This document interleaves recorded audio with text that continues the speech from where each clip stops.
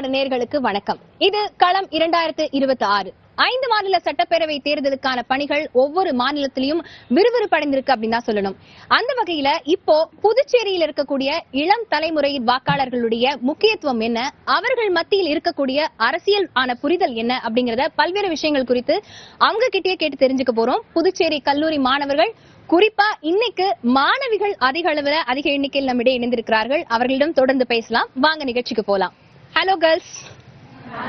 Hi. Okay, எல்லாரும் வாக்களிக்கிறது எதுக்காக, அதனுடைய அவசியம் என்ன அப்படின்னு யாராவது சொல்றீங்களா?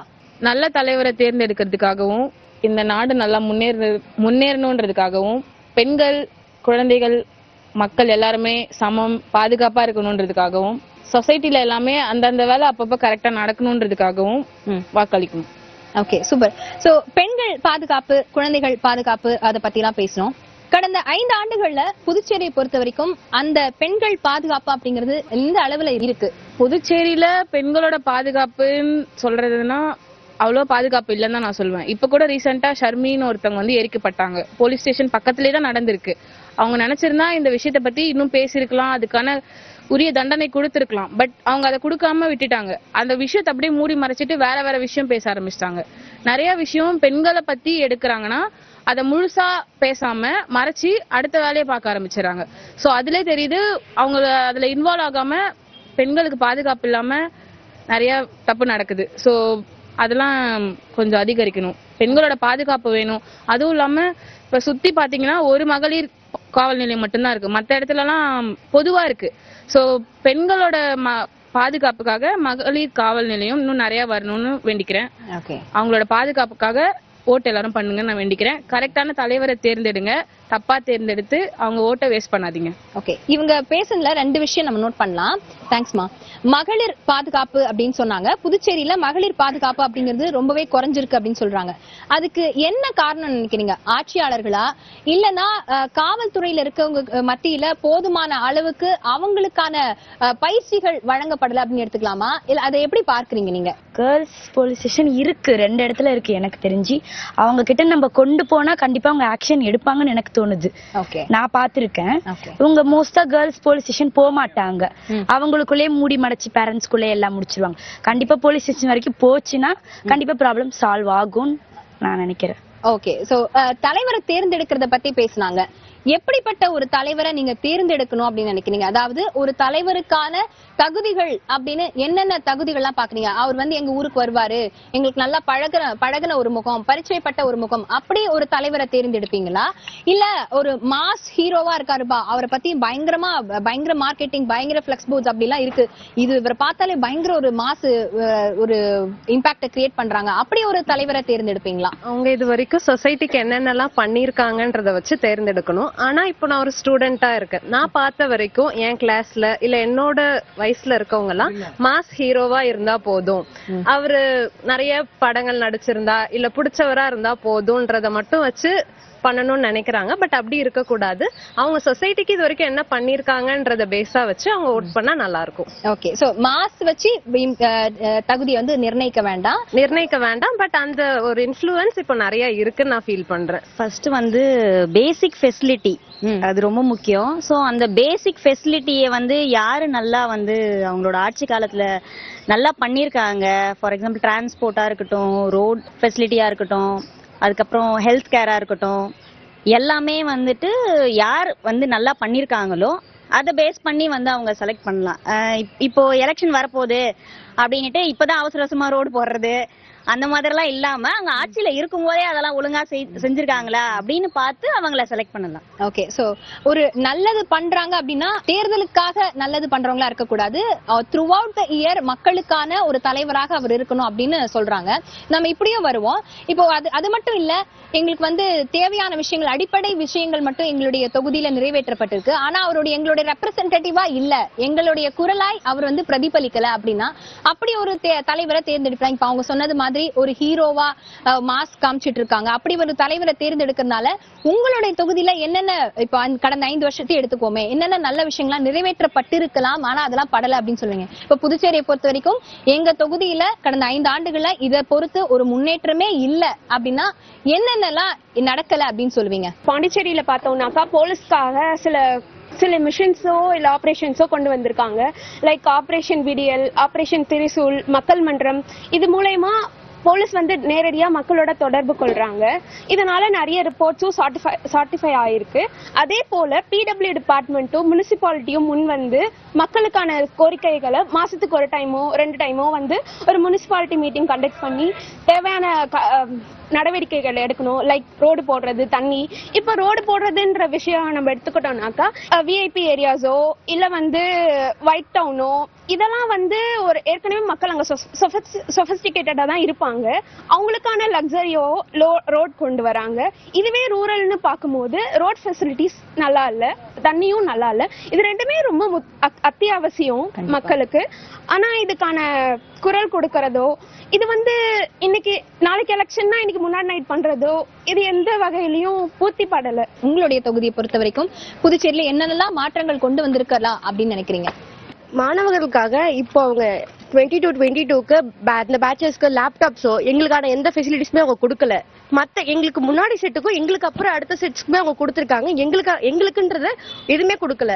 இப்ப மற்ற மாநிலங்களோட நீங்க கம்பேர் பண்ணி பாப்பீங்களா? இப்போ உதாரணமா தமிழ்நாடு, கேரளா, இல்ல மேற்கு வங்கம், அந்த மாதிரியா இப்போ இல்ல அந்த 5 மாநில தேர்தல் நடக்க போகுது. அந்த மாநிலங்கள்ல இப்படியெல்லாம் ஒரு வளர்ச்சி திட்டம் பண்ணிட்டு இருக்காங்க. இத வந்து புதுச்சேரிக்கு கொண்டு வந்தா நல்லா இருக்கும் அப்படின்னு என்னெல்லாம் ஃபீல் பண்ணிருக்கீங்க? நான் வந்து ஃபர்ஸ்ட் ஆஃப் ஆல் ஒரு கிராமப்புறத்துல இருந்து தான் வரேன். இங்க இப்போ வந்து சப்போஸ் ஏதோ ஒரு ஆக்சிடென்ட் அப்படின்னா உடனே ஜிஹெச் கூட்டு போறாங்க. இல்ல ஏதோ இங்க மெயின் ஏரியாஸ்ல வந்து பாத்தீங்கன்னா ஹாஸ்பிட்டல் விசிட் நிறையவே இருக்கு. ஆனா கிராமப்புறத்துல லாஸ்ட் ஒரு 2 months பிஃபோர் வந்து ஒரு சின்ன பையன் வாட்டர் ஹீட்டர்ல வந்து கையை வச்சு அவனுக்கு ஷாக் அடிச்சிருச்சு. உடனே என்ன பண்ணாங்க, பக்கத்துல ஒரு பிஹெச்சி இருக்கும், அதுக்குதான் கூட்டு போனாங்க. ஆனா அங்க என்னன்னா ஒரு டாக்டர் ஃபெசிலிட்டிஸ் இல்ல. சரி, அங்க என்ன சொல்லிட்டாங்க, டாக்டர் இல்ல, நீங்க வந்து உடனே ஜிஹெச். அதாவது நான் அங்க இருந்து இங்க வரதுக்கே 25 kilometers. உடனே சரி ஆம்புலன்ஸையாவது அனுப்பலாம்னு பார்த்தா ஆம்புலன்ஸ் ஃபெசிலிட்டிஸ் மேல. இப்ப என்னன்னா ஒரு சில கிராமத்துல வந்து ஆம்புலன்ஸ் ஃபெசிலிட்டிஸ் அப்புறம் ஹாஸ்பிட்டல் ஃபெசிலிட்டிஸ் எல்லாமே இருக்கு. ஆனா ஒரு சில கிராமத்துல போய் அது எதுவுமே போய் சேரல.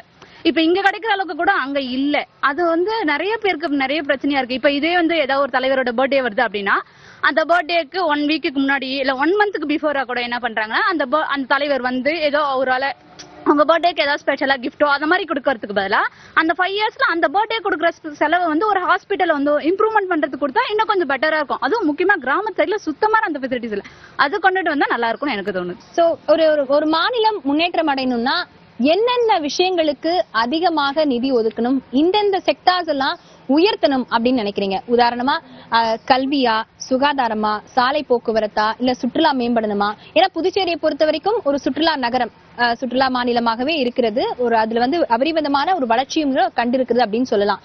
ஏன்னா நிறைய பேர் ஃபாரின்ல எல்லாம் கூட வந்து வராங்க. அப்படி இருக்கக்கூடிய பட்சத்துல ஒரு மாநிலத்துக்கான வளர்ச்சியை எந்த துறை சார்ந்து வந்து நிர்ணயிக்கலாம் சொல்றீங்க? கல்வியா, சுகாதாரமா, சுற்றுலாவா, இல்ல சாலை போக்குவரத்தா, இல்ல வேலை வாய்ப்பு அதிகரிக்கணுமா? இப்படி எதை நீங்க பாக்குறீங்க? ஆக்சுவலி கல்வியில வந்துட்டு அது இம்ப்ரூவ்மெண்ட் கொண்டு வந்தா பெட்டரா இருக்கும்னு நினைக்கிறேன். அண்ட் ஆல்சோ நீங்க கேட்ட குவெஸ்டினுக்கு ஆன்சர் பண்றதுக்கு முன்னாடி நான் ஒன்னு சொல்லணும்னு நினைக்கிறேன். நீங்க ஆல்ரெடி கேட்டீங்க என்னென்ன ப்ராப்ளம்ஸ் இருக்கு அப்படி சொல்லி கேட்டீங்க. எல்லாரும் ஒன்னு சொன்னாங்க. எனக்கு ரொம்ப மெயினா இருக்கிறது என்னன்னா ட்ரக், ஆல்கோஹால், இதோட அடிக்ஷன், இதோட ப்ராப்ளம்ஸ் தான் பாண்டிச்சேரியில நிறைய இருக்கு. I hope every one will agree. ஏன்னா பாண்டிச்சேரினாலே ஆல்கோஹால் பார் அப்படி சொல்லி ஹைப் பண்றது ஃபர்ஸ்ட் ஸ்டாப் பண்ணணும்னு நினைக்கிறேன். பிகாஸ் எல்லாரும் அதை ஹைப் பண்ணிட்டு இங்க வராங்க. பட் இங்க அதனால இங்க இருக்கிற யங்ஸ்டர்ஸ்க்கு எவ்வளவு ப்ராப்ளம் வருது, அதனால அவங்க எவ்வளவு அடிக்ஷன்ல போறாங்க, அதனால அவங்களுடைய ஃபியூச்சர், அவங்களுடைய ஜெனரேஷன் எல்லாமே எவ்வளோ அஃபெக்ட் ஆகுதுன்னு யாருக்குமே தெரியல. அந்த அடிக்ஷன் ஆனவங்க இருக்காங்க இல்லையா, அவங்க மூலமா கேர்ள்ஸ்க்கு வர ப்ராப்ளம்ஸும் நிறைய இருக்கு. ஸோ ஐ ஃபீல் ட்ரக்குனால தான் நிறைய பிரச்சனை, அதுவும் யங்ஸ்டர்ஸ் மூலயமா தான் வருது. ஸோ அந்த மாதிரி யங்ஸ்டர்ஸ்க்கு வந்துட்டு மென்டல் சப்போர்ட் தேவைப்படுது. நாட் ஜஸ்ட் அவங்களை நீங்க ஆல்கோஹால் கன்சப்ஷன் பண்ணாதீங்கன்னு சொல்ல முடியாது. We have to give them proper mental support. அதுக்கு ஒரு கவுன்சிலிங் டீம் இருக்கணும் அப்படின்னு சொல்லி நினைக்கிறேன். அண்ட் ஆல்சோ விமன் கிட்ட நீங்க வந்துட்டு உங்களுக்கு என்ன ப்ராப்ளம் இப்ப இந்த மாதிரி நீங்க வந்து கேக்குறீங்க. இப்ப அவங்க வந்து சொல்றாங்க. ஐ ஃபீல் இன்னும் நிறைய பேர் சொல்லல. சோ நான் என்ன நினைக்கிறேன்னா அந்த மாதிரி கேர்ள்ஸ் ஓப்பனா வந்து பேசணும்னா ஃபர்ஸ்ட் அவங்களுக்குள்ள ஒரு கான்ஃபிடன்ஸ் வரணும், ஒரு போல்ட்னஸ் வரணும். அதை இம்ப்ரூவ் பண்றதுக்கு அவங்களுக்குன்னு தனியா எதா கொடுங்கன்னு கேக்குறேன். லைக் கோச்சிங் அத மாதிரி அந்த போல்ட்னஸ் வரணும். ஃபார் எக்ஸாம்பிள் நீங்க இப்ப சொன்னீங்க பொலிட்டீஷியன்ஸ் அவங்க வந்து உங்களுக்கு ஏத்தவங்களா இருக்காங்களா அப்படின்னு சொல்லி கேட்டீங்க. அந்த ஏரியால ஏதாவது ப்ராப்ளம் இருக்குன்னா ஆஸ் அ ஸ்டூடெண்டா யங்ஸ்டர்ஸ் தான் நாங்க தான் அங்க போயிட்டு அட்ரஸ் பண்ணணும். எங்க ஏரியால இது சரியில்லை, அது நல்லா இல்லைன்ட்டு அதை அவங்க எடுத்துட்டு போய் சொல்றதுக்கே ஒரு கரேஜ் வேணும். அதை இம்ப்ரூவ் பண்றதுக்கு எங்க எல்லாருக்குமே வந்துட்டு ஒரு செல்ஃப் டெவலப்மெண்ட் ட்ரைனிங் கிளாஸ் அந்த மாதிரி வேணும்னு நான் ஆசைப்படுறேன். அண்ட் ஆல்சோ ட்ரக் ஆல்கஹால் நான் நிறைய பேர்ட்ட கொஸ்டின் கேட்டிருக்கேன். இவ்வளோ ட்ரக்னால ப்ராப்ளம் வருதுன்னு சொல்றீங்க, அதை ஏன் ஸ்டாப் பண்ண மாட்டீங்க, இவ்வளோ பார்ஸ் எதுக்கு பாண்டிச்சேரியிலன்னு கேட்டா அதுலேருந்து நமக்கு டாக்ஸ் வருது அப்படின்னு சொல்றாங்க. நான் என்ன சொல்றேன்னா டாக்ஸ் வர்றதுக்கு நிறைய வழிகள் இருக்கு. அதுலேருந்து வர டாக்ஸ் வச்சுதான் நீங்க பாண்டிச்சேரி இம்ப்ரூவ் பண்ணணும்னா அப்படிப்பட்ட ஒரு இம்ப்ரூவ்மெண்ட்டே வேண்டாம் அப்படின்ட்டு நான் சொல்றேன். Okay, super. இப்ப அவங்க சொன்ன ஒரு விஷயத்துல மது அப்படின்னாலே பாண்டிச்சேரி அப்படிங்கிற மாதிரி ஒரு பிம்பத்தை கிரியேட் பண்ணி வச்சிருக்காங்க. ஒருவேளை புதுச்சேரியில மகளிருக்கான பிரதிநிதித்துவம் அவங்களுக்கான முக்கியத்துவம் வழங்கப்படாததற்கு அவங்க இன்னுமே பின்தங்கி இருக்கிறாங்க அப்படின்னு நீங்களா சொன்னீங்க. அவங்களுக்கான பாதுகாப்பு இல்லைன்னு சொல்றீங்க இல்லையா? அதுக்கான காரணம் இதுவாக தான் இருக்குமோ அப்படின்னு பாக்குறீங்களா? அப்கோர்ஸ் கண்டிப்பா ட்ரக்ஸ், ஆல்கஹால் இந்த மாதிரி நிறைய சிகரெட்ஸ் இந்த மாதிரி எடுத்துக்கிறதுனால அவங்க மென்டல் ஹெல்த் வந்து பாதிக்குது. ஸோ அதனால வந்து நைட் டைம்ல கேர்ள்ஸால வெளியே போக முடியல, அந்த மாதிரி கூட இஷ்யூஸ் நிறைய வருது. இதனால பெண்கள் பாதுகாப்பு எந்த அளவுக்கு கேள்விக்குறியாகுது? இப்ப ஜென்ரலி நீங்களோ இல்ல உங்க ஃப்ரெண்ட்ஸோ வந்து டே டு டே லைஃப்ல ஏதோ ஒரு பிரச்சனையை ஃபேஸ் பண்ணிருப்பீங்க, ஏதோ ஒரு விஷயம், அதை பத்தி கூட நீங்க சொல்லலாம். நைட் டைம்ல வெளியே கூட போக முடியல. நான் வந்து எங்க ஃபேமிலியா கூட வெளியே பாண்டிச்சேரி அந்த பைக்ல கூட போக முடியல. சின்ன பசங்க கூட ட்ரக்ஸ் எடுத்துக்கிட்டோ ஆல்கஹால் எடுத்துக்கிட்டோ பைக் ஓட்டுறது, ஆக்சிடென்ட் ஆகிறது, இந்த மாதிரி கூட நம்ம பார்த்து பயப்படுறதா இருக்கு. பைக் கூட ஓட்ட முடியல. ஓகே, அதுதான் சொல்றேன். நெக்ஸ்ட் வந்து ஒரு வேட்பாளரை தேர்ந்தெடுக்கிறோம். நம்ம தொகுதிக்கு வந்து பிரச்சாரத்துக்கு வராங்க இல்லையா? பிரச்சாரத்துக்கு வரும்போது அந்த வேட்பாளரை தேர்ந்தெடுக்கிறதுக்கு முன்னாடி கடந்த 5 ஆண்டுகள்ல அவங்க நமக்கு என்னெல்லாம் பண்ணிருக்காங்கன்னு பாக்குறீங்களா? இல்ல ஒரு புது வேட்பாளராகவே இருந்தாலும் அவங்களுக்கு ஆதரிக்கிற ஒரு மனநிலை இருக்கா? நான் என்ன ஃபீல் பண்றேன்னா, இப்போ ஒரு ஆல்ரெடி அவங்க ரூலிங் பார்ட்டில இருக்காங்க, நமக்கு நிறைய பண்ணிருக்காங்க, ஓகே ஃபைன். அண்ட் ஆல்சோ அவங்க கிட்டயும் நிறைய இன்னும் அவங்க எதுவும் நிறைவேற்றல அப்படி சொல்லி ப்ராப்ளம் இருக்கு. What I feel is mass ஹீரோவா இருந்தா கூட என்ன, அவர் ஏதோ நல்லது பண்றேன்னு சொல்றேன். I am not supporting him. நான் என்ன சொல்றேன்னா, இருந்தா என்ன, ஒரு வாய்ப்பு கொடுத்து பார்த்தா தானே தெரியும். இவங்க எல்லாம் செஞ்சிருக்காங்க, பல வருஷமா இருக்காங்க, சோ நம்மளுக்கு தெரியும் இதை எது பண்ணிருக்காங்க பண்றாங்கன்ட்டு. இவருக்கு ஒரு வாய்ப்பு கொடுத்தாதான் வந்துட்டு இவர் என்ன பண்ணுவாரு அப்படின்றது நமக்கு தெரியும். மேபி பிடிச்சா அடுத்தும் அவர் வரட்டும், பிடிக்கலையா நீங்க யாருக்கு பிடிக்குதோ போடுங்க. பட் என்னன்னே தெரியாம ஒருத்தருக்கு திடீர்னு இவ்வளோ வேண்டாம். ஒரு மாஸ் ஹீரோ இம்பாக்ட் வேண்டாம். மாஸ் ஹீரோ இம்பாக்ட் அது அவரு ஹீரோவா இருந்ததுனால இருக்கட்டும். பட் அவருக்கு இவ்வளோ அப்போசிஷன் வேண்டான்னு சொல்றேன். வந்ததுக்கு அப்புறம் பாத்துக்கலாம் பண்றாரா பண்ணலையா. இப்போ அவங்க சொன்னாங்கல்ல நம்ம வந்து சப்போர்ட் பண்ண வேண்டாம் அப்படின்னு சொல்லிட்டு, ஆக்சுவலா ரிப்பீட்டடா ஒரு எலெக்ஷன்ல ஒரு ஆளே கண்டினியூஸா வந்துகிட்டே இருக்க கூடாதுல்ல. அப்போ அடுத்தடுத்து வர ஜெனரேஷனுக்கு அவங்க வந்து எப்படி சொல்றது, வழி கொடுத்தாதான் அவங்க என்ன பண்றாங்கன்றது தெரிய வரும். இப்போ எங்க வேட்பாளர்களே நிறைய பேர் இருக்காங்க, புதுசா வந்திருக்கவங்களும் இருக்காங்க. அண்ட் வந்து கண்டினியூஸா ஒரே பவர் இல்லாம வேற ஒரு பவருக்கு கொடுத்து அவங்க என்ன பண்றாங்கன்றத பாக்கலாம். அதுதான் நான் சொல்லுவேன். ஒரு ஹீரோ அப்படின்னா ஒரு ஹீரோவாவே இருக்கட்டும், நான் வேணாம்லாம் சொல்லல. அண்ட் பின்னாடி இருக்க ஹீரோஸ்க்கு வழிவிடணும், அதுதான் மெயின்.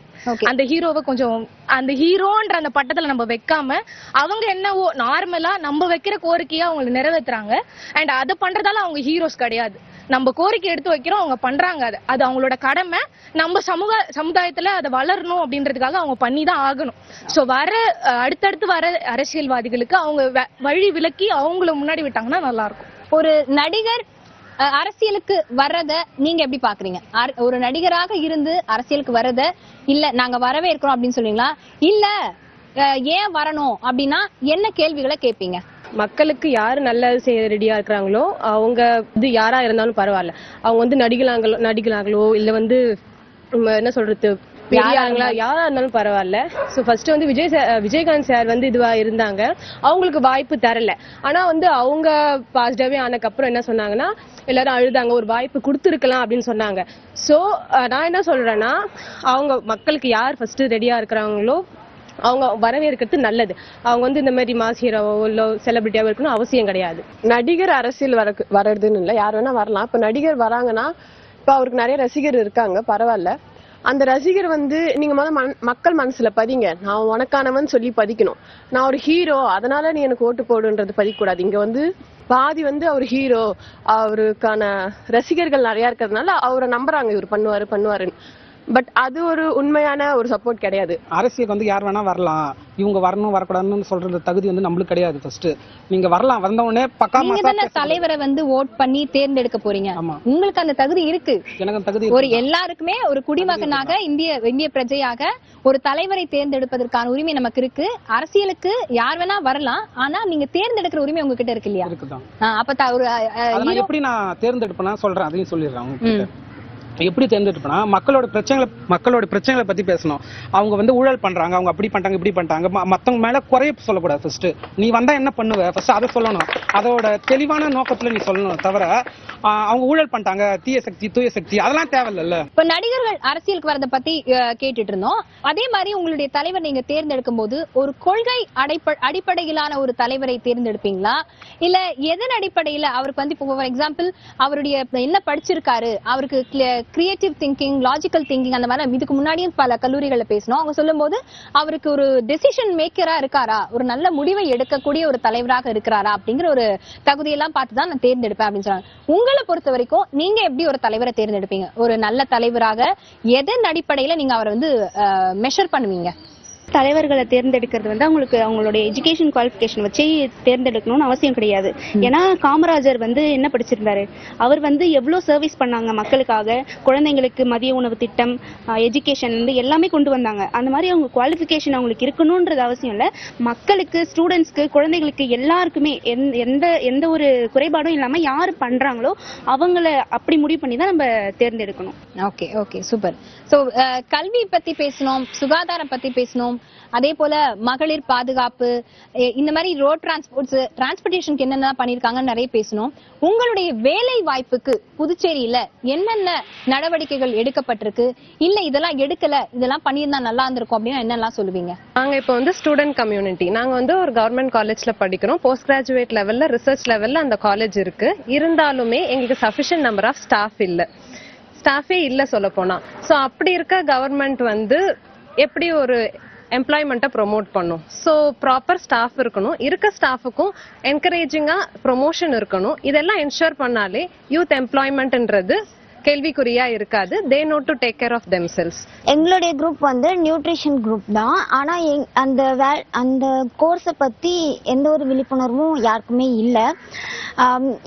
நாங்க இப்ப படிக்க போனாலும் இன்டர்ன்ஷிப் பண்ணனாலும் வேற இடத்துக்கு போய் தான் பண்ண வேண்டியதா இருக்குது. ஸோ பாண்டிச்சேரியில அதிகமா இதுக்குன்னு வேல்யூ அதிகமா கொடுக்கறது இல்லை. ஸோ எங்களுடைய கோர்ஸுமே வந்து எல்லாருக்கும் தெரியணும். அதே மாதிரி பாண்டிச்சேரியிலயும் நிறைய வரணும், ஹாஸ்பிட்டல்ஸ் அந்த மாதிரி டயட்டீஷியன்ஸ்க்கும் நிறைய வேல்யூ கொடுக்கணும் அப்படின்னு. ஐடி ஜாப்ஸ் இங்க எதுவுமே இல்ல. எல்லாரும் இப்போ ஐடிக்கு இங்க படிச்சுட்டு சென்னை அந்த மாதிரி கம்பெனிஸ்க்கு தான் போக வேண்டியதா இருக்கு. இப்போ இங்கே ரெசிடென்டா இருந்துட்டு நம்மளால அங்க டிராவல் பண்ணி அங்க இப்போ சேலரி வாங்கினாலுமே அங்கேயே தான் எல்லாமே போயிடுது. ஸோ பாண்டிச்சேரியில ஐடி ஜாப்ஸ் இருக்கணும்னு சொல்லி கேட்கறேன். அதே மாதிரி வந்து இங்க ஹாஸ்பிட்டல்ஸுமே டயட்டீஷியன்ஸ் இருக்கிற மாதிரி எந்த ஹாஸ்பிட்டல்ஸும் இல்லை. இப்போ நாங்க ஒரு இன்டர்ன்ஷிப் போறோம்னா நாங்க வேற ஒரு ஸ்டேட்டுக்கு போற மாதிரி தான் இருக்கு. இப்போ சைஃபன் இன்டர்ன்ஷிப்லாம் வந்து கண்டிப்பா பாண்டிச்சேரியில இல்ல. டயட்டீஷியன்ஸ் பார்த்தனா அங்கதான் அங்க போய் நான் பண்ற மாதிரி இருக்கு. ஸோ அதெல்லாம் நிறைய வரணும்னு சொல்லி கேட்டுக்கிறேன். Okay okay okay super. Okay so social media பொறுத்த வரைக்கும் நிறைய செய்திகள் வருது. அது நல்ல சரியான செய்தியாவும் இருக்கு, தவறான செய்தி ஃபேக் நியூஸும் நிறைய வருது. அதை நீங்க எப்படி எல்லாரும் மெஷர் பண்ணீங்க? இது ஃபேக் நியூஸ் அப்படிங்கறது எப்படி முடிவு பண்ணுவீங்க, இல்ல இது கரெக்டான நியூஸ் எப்படி முடிவு பண்றீங்க? நம்மளால அவ்வளவு சீக்கிரம் அந்த கன்க்ளூஷனுக்கு வர முடியல. நம்ம வந்து அலசி ஆராய்ஞ்சு கொஞ்சம் ஸ்டடி பண்ணணும், தெரிஞ்சுக்கிட்டு அதுக்கப்புறம் பண்ணணும். ஜஸ்ட் பிளைண்டா வந்து வர எல்லாத்தையுமே நம்பாம நம்ம கொஞ்சம் ரிசர்ச் பண்ணணும் அதை பேஸ் பண்ணி. ஓகே ஓகே சோ இப்போ அந்த தம்பி சொன்னார் இல்லையா, சோஷியல் மீடியால மட்டுமே இருக்கக்கூடிய மாஸ், ஒரு ஹீரோவுக்கு இருக்கக்கூடிய மாஸ், அதை பார்த்து வந்து பயங்கரமா வந்து இன்ஃப்ளூயன்ஸ் ஆகுறாங்க இந்த யங் ஜெனரேஷன். அந்த மாதிரி தான் உங்க கூட இருக்கக்கூடிய நண்பர்கள் இருக்கிறாங்களா, இல்ல என்ன மாதிரி இருக்கிறாங்க அப்படின்னு பாக்குறீங்க? இல்ல போதுமான அறிவு அவங்களுக்கு இருக்கு அப்படின்னு சொல்லலாமா? கண்டிப்பா நிறைய மெஜாரிட்டி வந்து அப்படி இருக்கிறாங்க. எப்படி இருக்காங்க? மாஸ் ஹீரோ அப்படின்ற பேசிஸ்ல அவங்க வந்து இன்ஃப்ளூயன்ஸ் ஆகுறாங்க. அந்த ஹீரோவா இருக்கிறதுன்றது அவங்களுடைய ஆக்குபேஷன், அது வேற. லீடர்ஷிப் ஆகுறதுன்றது வேற. ஸோ அதை வந்து பிரிச்சு பார்க்க தெரியணும் நமக்கு, நம்ம யூத்துக்கு அது தெரியணும். அவங்க தொழிலை செஞ்சு அவங்க வந்து ஃபேம் ஆகுறாங்கன்னா அது கம்ப்ளீட்டா வேற. அதை பேஸ் பண்ணி நம்ம வந்து ஒரு தலைவரை தேர்ந்தெடுக்கிற தகுதியை வந்து அவங்களுக்கு கொடுக்க கூடாது. அவர் நல்ல தலைவரா கூட இருக்கலாம், பட் அதை அவர் ப்ரூவ் பண்ணணும் இந்த ஃபீல்டுக்கு வந்து. அதுக்கப்புறம் வந்து நம்ம வந்து சப்போர்ட் பண்ணலாம். Okay, super. சரி, அடுத்து வந்து ரொம்ப ஈஸியான கொஸ்டின் கேட்கிறேன். ரொம்ப ரொம்ப ரொம்ப ஈஸியான கொஸ்டின். இது வரைக்கும் நீங்க இப்போ எல்லாரும் 2000 பார்னா இருப்பீங்க, கரெக்டா? 2000 டைம்ஸ்ல பார்னா இருப்பீங்க. இது வரைக்கும் புதுச்சேரியில நீங்க மெஜாரிட்டியா பார்த்து வளர்ந்திருக்கக்கூடிய கட்சிகள், இந்த கட்சி தாங்க எங்களுக்கு தெரிஞ்சு புதுச்சேரியில மாறி மாறி ஆட்சி அமைக்கிறாங்க, இல்ல இதுதான் எங்களுக்கு வந்து பரிச்சயப்பட்ட கட்சிகளா இருக்கு அப்படின்னா எந்தெந்த கட்சிகளை சொல்வீங்க? எல்லாருக்குமே தெரியும், யாரோட பதில் சொல்லலாம். எனக்கு நினைவு தெரிஞ்ச நாள்ல இருந்து கட்சிகள் அப்படின்னா ஒண்ணு என்ஆர் காங்கிரஸ் தான் இருக்காங்க. வேற காங்கிரஸ், என்ஆர் காங்கிரஸ் தான் இது வரைக்கும் நாங்க பார்த்திருக்கோம். லட்சிய ஜனநாயக கட்சி இப்போ களத்துல இறங்கி இருக்காங்க. சோ ப்ராமினென்ட்டா இந்த 2 கட்சி தான் இருக்கு அப்படின்னு சொல்றீங்க. சோ அவங்க பேசும்போது ஒரு விஷயம் சொன்னாங்க, ஃப்ரீபீஸ், இலவசங்கள். உங்களுக்கு தரப்படக்கூடிய இலவசங்களை நீங்க எப்படி பார்க்கறீங்க? அது வந்து இலவசம் அப்படிங்கிறது எங்களுக்கு கண்டிப்பா அவசியம் அப்படின்னு பாக்குறீங்களா, இல்ல எங்களுக்கு தேவையில்லை, இலவசம்லாம் எங்களுக்கு தேவையில்லைங்க, எங்களுக்கு தேவை வேலை வாய்ப்பு, சமூக முன்னேற்றத்துக்கான கல்வி, சுகாதாரம், போக்குவரத்து, இதுதான் எங்களுக்கு தேவை அப்படின்னு சொல்லுவீங்களா? ஆக்சுவலா பாண்டிச்சேரியில வந்து ஃப்ரீ பஸ் விடுறாங்க. அது வந்து ஸ்கூலுக்கு மட்டும்தான் விடுறாங்க. ஸ்கூல் லீவ் விடுறப்போ காலேஜுக்கு பஸ் வர மாட்டேது. அது வந்து காலேஜுக்கும் சேர்த்து விடணும்னு நாங்க கேட்டிருக்கோம். அதே மாதிரி வந்து 1 ரூபி கொடுக்குற வரைக்கும் பஸ் நல்லாவே மூவ் ஆச்சு, எந்த கம்ப்ளைண்டும் இல்லாம இருந்தது. 1 ரூபி ஸ்டாப் பண்ணிட்டு ஃப்ரீ பஸ்ன்ட்டு சொன்னதுக்கு அப்புறம் கம்ப்ளைண்ட் நிறைய போகுது. நாங்க சொல்ற இன்ஸ்பெக்ஷனும் அவர் வந்து எங்களுக்காக எதுவுமே பண்ண மாட்டாங்க, டிரைவருக்கு சப்போர்ட்டிவா தான் எல்லாமே பண்றாங்க. நாங்க சொல்ற கம்ப்ளைண்ட் எதுவுமே ஏத்துக்க மாட்டாங்க அவங்க. இதெல்லாம் கொஞ்சம் சேஞ்ச் ஆனா நல்லா இருக்கும். எங்களுக்காக, மாணவர்களுக்காக விடுற பஸ் எங்களுக்காக பேசணும், காலேஜுக்கு விடணும். நாங்க வந்து இப்ப ஃபைனல் இயர் முடிச்சுட்டு போறோம். எங்களுக்கு அடுத்த வர ஸ்டூடெண்ட்ஸ்க்கு யூஸ்ஃபுல்லா இருக்கும். இலவசங்கள் கொடுக்கறாங்க, ஆனா அது வந்து முறையா வந்து ப்ராப்பரா இருக்க மாட்டேங்குது. வேற என்ன இல்ல, ஒரு தலைவர் இப்ப கட்சிக்கு வந்துட்டாங்க அப்படின்னு வச்சுக்கோங்களேன், இப்ப ஜெயிச்சு ஒரு ஆளுங்கட்சிக்கு வந்துட்டாங்க அப்படின்னா நீங்க வந்து மக்களுக்கு தேவையானதை கரெக்டா கொடுத்துறா, இலவசம்னு ஒண்ணு தரவே தேவையில்லையா? அது எதுக்குன்னு நான் கேக்குறேன். இப்ப ஆட்சிக்கு வந்து மக்களுக்கு இது தேவை, இது இல்லன்னு குறைகளை சொல்லக்கூட நீங்க அதை நிறைவேற்றினா இலவசம்ன்ற ஒரு அத்தியாவசியம் தேவையே இல்ல. இலவசங்கள் எங்களுக்கு தேவையில்லை அப்படிங்கிறாங்க. அத்தியாவசியம் கொடுத்துட்டாலே போதும். ஓகே, அத்தியாவசியம் மட்டும் போதும், எங்களுக்கு இலவசங்கள்லாம் வேணான்றாங்க. அப்படியா? எல்லாருக்கும் அதே நிலைப்பாடு தானா? நான் என்ன சொல்றேன்னா, ஒரு தொகுதிக்கும் ஒரு அங்கன்வாடி, ஒரு ரேஷன் கடை இருக்கு. அதுல வந்து எந்த ஒரு ஏற்றத்தாழ்வும் இல்லாம இது இந்த கார்டு இருந்தா இந்த இலவசம் கொடுப்போம், இது இருந்தா இந்த இலவசம் கொடுப்போம், அப்படி இல்லாம எல்லாருக்குமே ஒரே இலவசத்தை ஒன்னா கொடுத்துடுங்க. இந்த கார்டு இருந்தா இது, இந்த கார்டு இருந்தா இது, அது வேண்டாம். அதே மாதிரி வந்து ஒரு அக்கேஷன் வந்தா அதிகமா கொடுக்கறது பொருள், அதெல்லாம் வேண்டாம். நார்மலா நீங்க எப்பவும் தர்றத எப்பவும் எல்லாருக்கும் கொடுத்தீங்கன்னா நல்லா இருக்கும். அத்தியாவசியம் ரொம்ப எங்களுக்கு இருக்குது. ஆக்சுவலா அவங்களுக்கு எப்படின்னு தெரியல.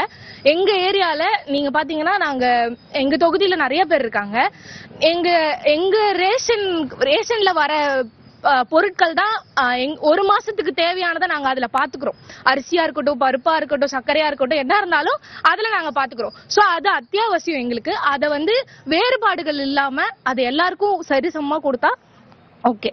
வாக்குறுதிகள் அப்படிங்கிறது ஒவ்வொரு 5 ஆண்டுகள் தேர்தல் வரும்போதும் எல்லா கட்சியுமே ஜெனரலி வாக்குறுதி வெளியிடுவாங்க. அப்படி வெளியிடுறப்போ இந்த வாக்குறுதியில எனக்கான விஷயம் என்னவாக இருக்கிறது, பெண்களுக்கான விஷயம் என்ன இதுல கொடுத்திருக்காங்க அப்படின்னா என்னெல்லாம் எதிர்பார்க்கறீங்க? வாக்குறுதிகள் எல்லாமே நிறைய கொடுக்கறாங்க, ஆனா அது வந்து ஃபுல்லா செய்யறாங்க அப்படின்னா அது இல்லைன்னு தான் சொல்லணும். எப்பயோ வந்து ஸ்கூட்டி தராங்க அப்படின்லாம் வந்து வாக்குறுதியெல்லாம் கொடுத்துருந்தாங்க. ஆனா அது வந்து எலெக்ஷன் டைம்ல அவங்க பண்றாங்க. இப்ப எலெக்ஷன் வருதுன்றதால அவங்க பண்றாங்களே தவிர மக்களுக்கு இது போய் சரியா போய் சேரணும் அப்படின்ற நோக்கத்துல பண்ணலன்னு நான் நினைக்கிறேன். பெண்களை முன்னிலைப்படுத்தின வாக்குறுதிகளை எதிர்பார்க்கறீங்களா, இல்ல வேற என்ன மாதிரியான வாக்குறுதிகளை நீங்க எதிர்பார்க்கறீங்க? நான் 8th ஸ்டாண்டர்ட் படிக்கிறப்ப கவர்மெண்ட் ஹாஸ்பிட்டல்ல எல்லாருக்குமே ஃப்ரீயா வந்து சானிடரி நாப்கின்ஸ் கொடுத்துட்டு இருந்தாங்க. ஆனா அது வந்து ஒரு ஸ்டேஜ்ல ஸ்டாப் பண்ணிட்டாங்க. மறுபடியும் அது கொடுத்தா நல்லா இருக்கும். அரசாங்கம் கொடுத்தாங்க. ஆமா, அரசாங்கம் கொடுத்தாங்க. மறுபடியும் அது கொடுத்தா நல்லா இருக்கும், எல்லாருக்குமே யூஸ்ஃபுல்லா இருக்கும்ல. இப்ப எல்லாமே ரேட் ஏறிட்டு இருக்கு, மறுபடியும் அது கொடுக்கலாம். எந்த வாக்குறுதி கொடுத்தாலும் அதை வந்து ஸ்டார்டிங்ல அப்படியே ஆட்சிக்கு வந்த ஸ்டார்டிங்ல வந்துட்டு அதெல்லாம் செஞ்சுட்டு மேபி ஒரு 1 இயர் கழிச்சு வந்து அதை மறந்துடாம அந்த ஆட்சி முடியிற வரைக்குமே அதை வந்து ஒழுங்கா செய்யணும். விமனுக்குன்னு கேட்கும் போது இப்ப இந்த காலேஜ்ல பாத்தீங்கன்னாலே இந்த ரேஷியோ பாத்தீங்கன்னா மென்னுக்கும் விமனுக்கும் பாத்தீங்கன்னா விமன் தான் அதிகம். சோ இப்ப கவர்மெண்ட் எம்ப்ளாய்மெண்ட் பார்த்தோம்னா கண்டிப்பா ப்ரையாரிட்டி வேணும் மேம். புதுச்சேரி இளம் தலைமுறை வாக்காளர்களிடையேயான அந்த அரசியல் புரிதல் என்ன, அவர்களுக்கு இருந்த எதிர்பார்ப்புகள் என்ன, அவர்களுக்கு உண்டான அந்த கட்சிகளுக்கு இடையேயான புரிதல்கள் என்ன அப்படிங்கிற நிறைய விஷயங்களை இந்த அரை மணி நேரத்துல பேசியிருந்தோம். நன்றி நேயர்களே, மற்றொரு நிகழ்ச்சியில் சந்திக்கலாம்.